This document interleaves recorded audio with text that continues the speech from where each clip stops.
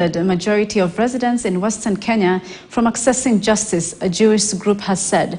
Western Jurists Forum said many residents in the region are poor and fail to pursue justice due to high legal fees involved.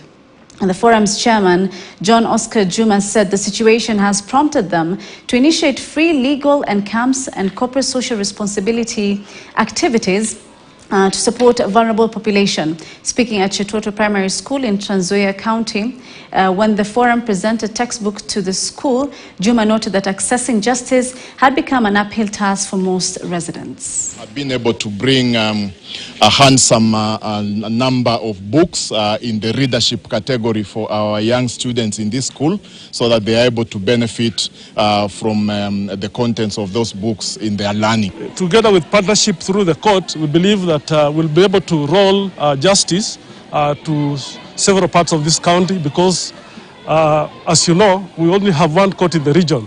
But we have been speaking to the judiciary, and I believe in partnership with the Judicial Service Commission, we should be able to have courts in the sub-county like Kiminini, where we are the other day, also Cherengani and Eleves, because we have people coming from distant places to seek justice. I would encourage most of us to actually come and seek this free legal advice and aid.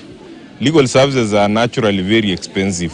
So when you get an organization like this one coming here for free, please take advantage of this very good gesture.